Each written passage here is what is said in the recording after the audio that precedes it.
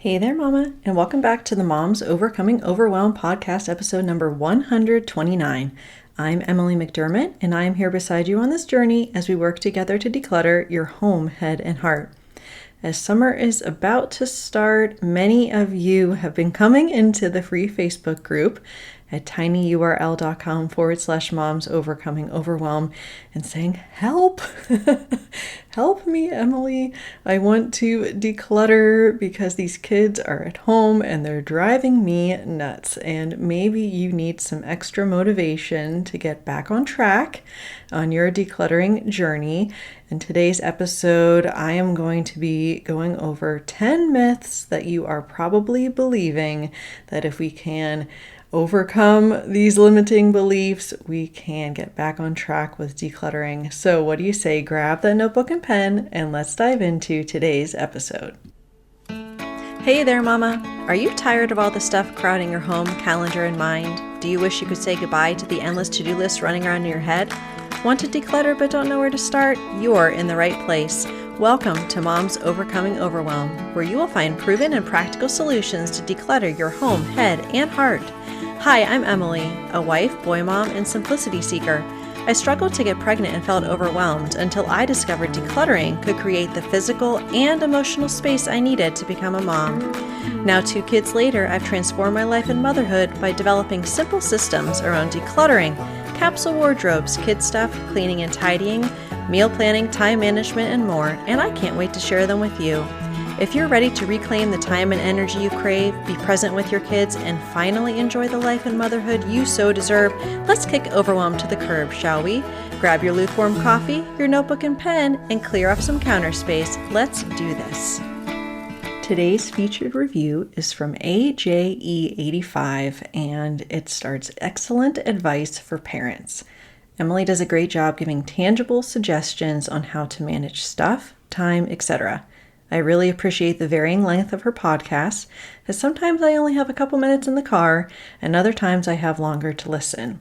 Well, thank you so much for this review, and if you have been listening to a couple episodes now or more, and you haven't left a review, it is the best way to thank me for all of this content, and I can't believe that we're on episode 129 already. It's crazy to think about.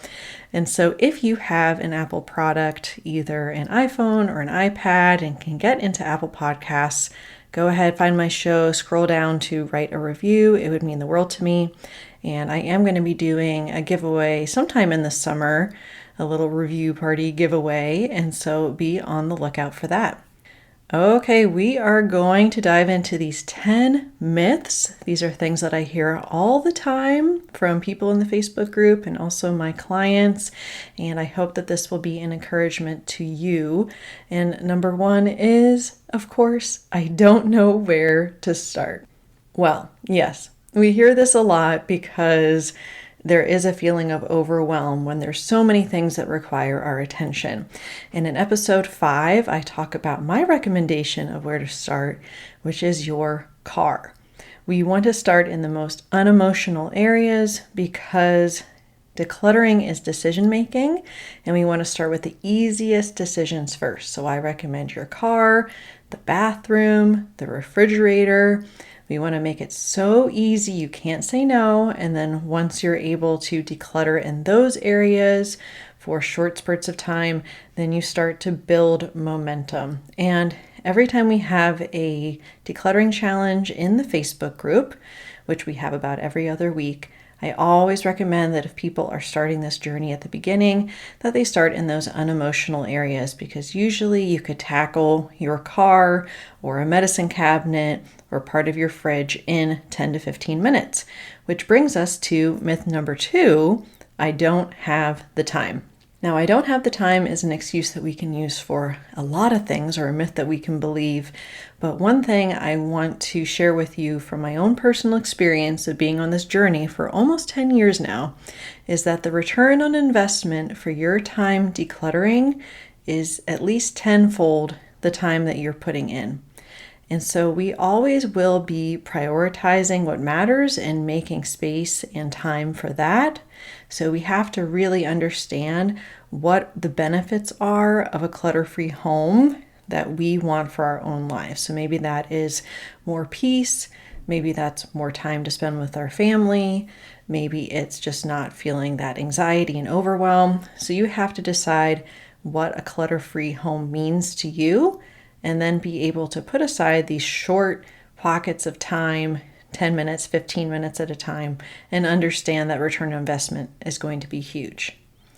And I do have episode number 4, where we talk about why it's hard to find the time to declutter, because the longer that we own something, the more it means to us. So again, we want to start with that easy, unemotional stuff first in small chunks and go from there. Myth number 3 is it's too hard to decide what to keep and what to let go of, so I won't even start. And as I mentioned, decluttering is decision making, and supposedly we make 35,000 decisions a day. So what unnecessary decisions can we remove in order to free up emotional and mental space for decluttering? We talk about this in episode 19.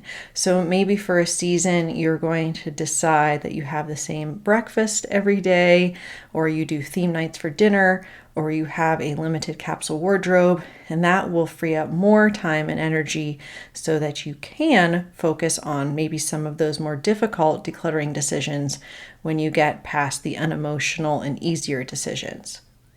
Myth number 4 is I feel guilty letting go of things. Now, guilt can come from a variety of reasons. It could be sentimental items, which I talk about in episode 11. It could be family pressure, whether overt or perceived, that makes you want to hold on to family heirlooms. Talk about this in episode 14. But what we need to realize is that you don't necessarily have to let go of anything. Now, of course, I recommend that the things are broken or you no longer need them, or, any of these things that you would declutter them or maybe throw them away. But in episode 48, we talk about the out of sight, out of mind bin, which is really delayed decision making. So if you're feeling guilty for whatever reason letting go of things, you can use that out of sight, out of mind bin as a method of delaying the decision making so that you can experiment with what life feels like without it, and then decide whether that item is a blessing or a burden to you. So I definitely check out that episode. Myth number 5 is I don't want things to end up in a landfill, so it's better that I just hold on to them. Now, as we know from episode 8, as well as episode 91, all about statistics about clutter, stuff in our home, excess stuff in our home is contributing to our overwhelm, our anxiety, our stress. It's negatively impacting our health. So while I understand that we don't want things to end up in a landfill, we don't want to be wasteful, it is impacting our health in our home. So my recommendation is to let it go and then be more intentional about what is coming into our home going forward. So the other piece of this decluttering journey is understanding and being more mindful about what is coming in, and that will help us prevent things from getting into the landfill that we don't want. Myth number 6 is I haven't gotten my money's worth out of this yet, so I'm going to hold on to it and use it someday. So this is definitely an aspirational thing that, the tags are still on this dress, so I'm going to wear it someday. And we talk about aspirational clutter in episode 10. But also there are these 2 effects. One is the endowment effect, which means we give something more value simply because we own it. And then also the mere exposure effect, which is that we give things more value because we are regularly exposed to them. We talk about this in episode 9. So just sort of recognizing that when you pay the money, you've paid the money, and you don't have to keep paying with your time, your energy, maintaining it, guilt about the fact that you haven't used it. So there's a lot of that emotional and mental weight and cost that we don't always think about, and hopefully that'll make it easier to let go.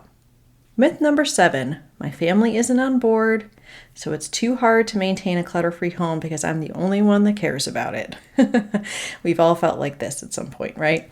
And in episode 16, I talk about how you can get your spouse on board, episode 18 about getting kids on board, But the point is that if you recognize how this is impacting you, you start with yourself, you start with your own stuff. You hopefully have a very candid, honest conversation with your spouse and explain how all of this is impacting you.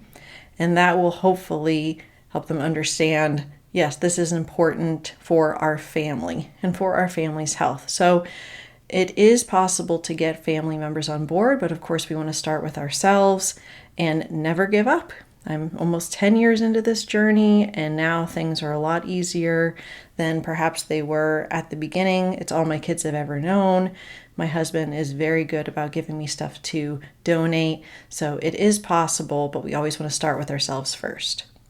Myth number 8, I'm going to use this someday. I just haven't had time for it yet. So this kind of goes back to our other myth in regards to getting your money's worth. Myth number 6, but this is definitely aspirational clutter. Perhaps it's about hobby things or equipment or those types of things. And there is a difference between keeping something just in case versus just for when. Just for when means I have skiing equipment because I go skiing in the winter, so it has a specific time that I'm using it. Just in case is maybe someday I could possibly use this. So we need to really be honest with ourselves about what that aspirational future is and whether it makes sense to let something go so that someone else can enjoy it. And I talk about this more in episode 15. Myth number 9 is I have the space for it in my home, so we might as well keep it instead of decluttering. Now, episode 6 is foundational to everything I teach. It's about artificial boundaries, otherwise known as the container concept, a term coined by Dana K. White. But we want to put artificial boundaries around each category of things based upon how important they are to us, not how much space we have.